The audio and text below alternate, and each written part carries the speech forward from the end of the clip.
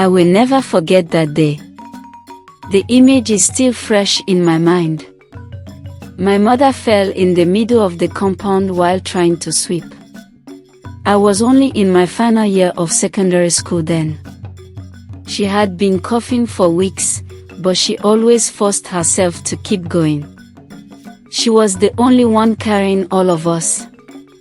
My father was there in the same house, but to us, it was like he never existed. Neighbors rushed to help her, and I held her hand while crying. My father sat on the veranda chewing cola nuts as if nothing happened. I wanted to scream at him, to ask him why he was watching his wife suffer, but I could not. Respect for elders tied my tongue. That day I saw the truth clearly. My mother was the pillar of our lives. If she broke down completely, everything would scatter. And still, my father did not care. He just walked away as they carried her inside. At that moment, a bitter seed planted itself in my heart.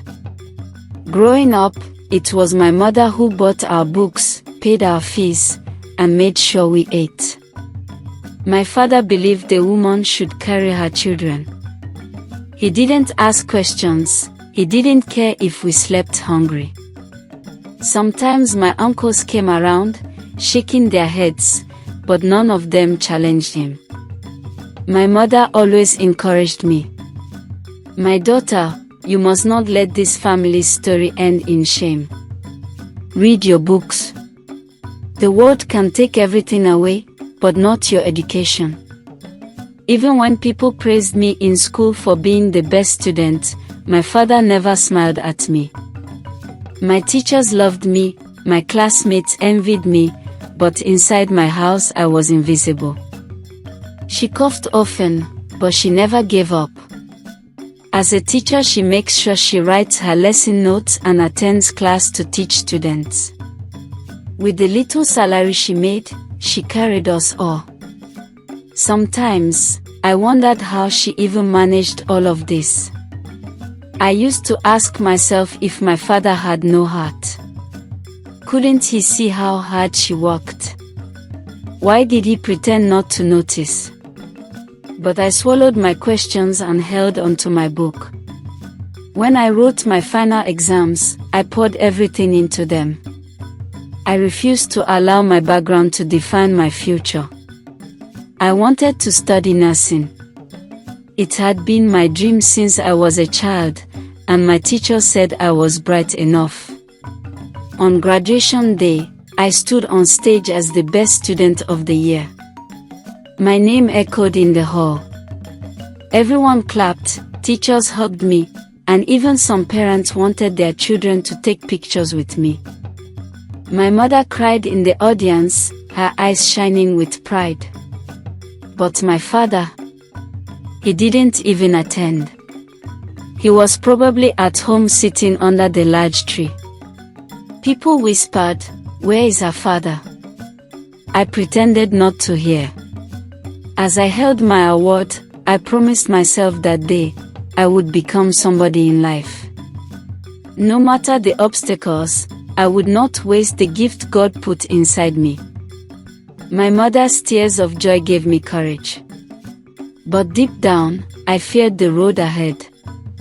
Because when the time came to pursue my nursing dream, reality hit me like a storm. After graduation, I started looking for admission into nursing school. Everything was expensive, even the forms, processing, textbooks. My mother's sickness had worsened.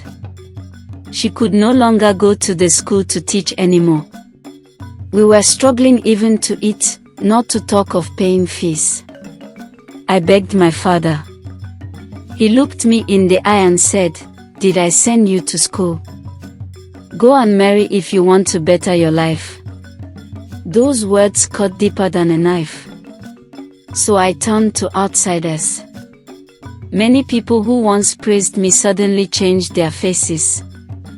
They were ready to help, but only if I gave them something in return.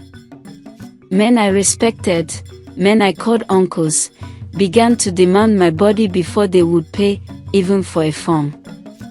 At first, I rejected them all.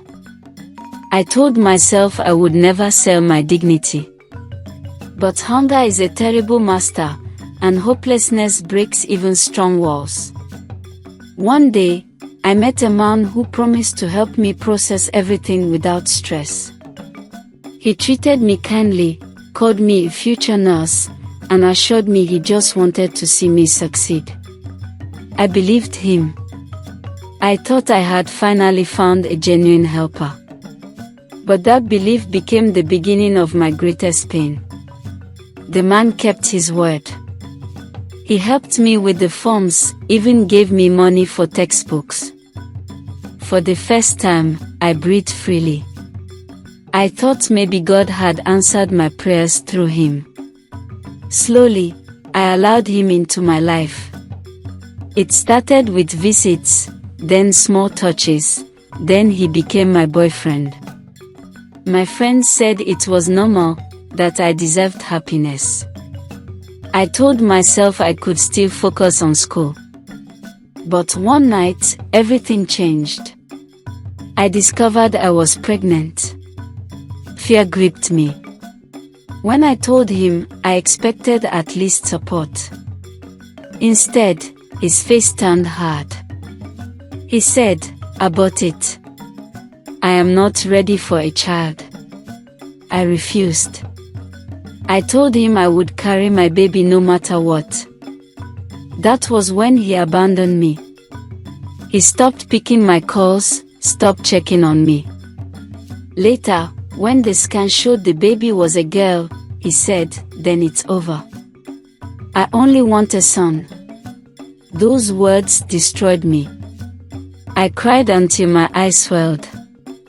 But I held on to one thing, my studies. I told myself I would not let the pregnancy ruin me. Even if the world turned its back, I would stand. Carrying a pregnancy as a young girl in my family was like carrying shame. I could not tell my mother. She was already weak and coughing blood sometimes. How could I add more pain to her? And my father?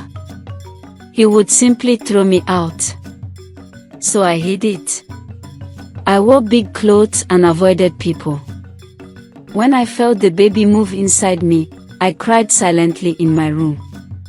I felt alone in the world.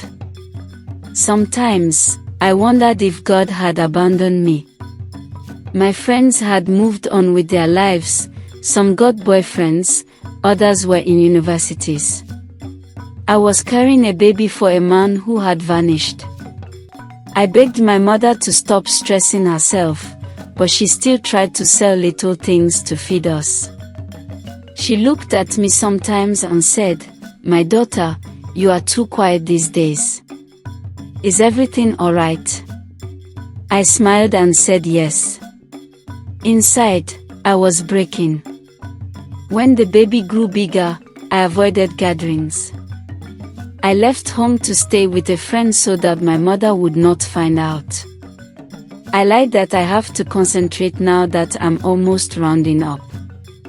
I lived like a prisoner in my own skin. I kept praying, hoping no one would find out. But secrets don't stay hidden forever. The pain came suddenly, like fire tearing through my body. I was alone in my friend's small room when it started.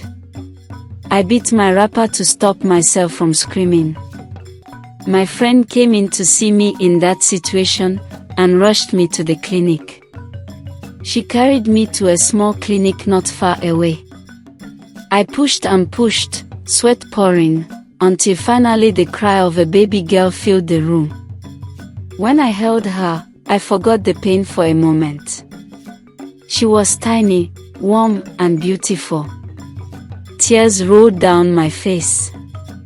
I whispered, "You are mine. Even if no one wants you, I will never let you go." But even in that joy, the shadow of shame followed me. The man who planted this seed was nowhere to be found. He didn't come, not until people forced him to. And even when he arrived, he stood far away, his face empty. I wanted to scream at him, but I was too weak. He didn't come for me. He didn't come for his child. He only came because people told him to. That night, as I watched my baby sleep, I knew my life had changed forever. Days later, my secret broke out. Someone who saw me at the clinic went to tell my mother. She could not believe it. My daughter. No. It's a lie, she shouted when the neighbor told her. I saw her 4 months ago. She was not pregnant. But when I finally came home with my baby in my arms, her face froze. She dropped a cup of water she was holding. Tears filled her eyes as she whispered, "Why didn't you tell me?" I couldn't answer. I only cried. That day, I saw my mother's heart shatter. She was already sick, but this news crushed her spirit even more. She hugged me, but I could feel her body trembling. She wanted to be strong for me, but the sickness dragged her down faster than before. She became weaker.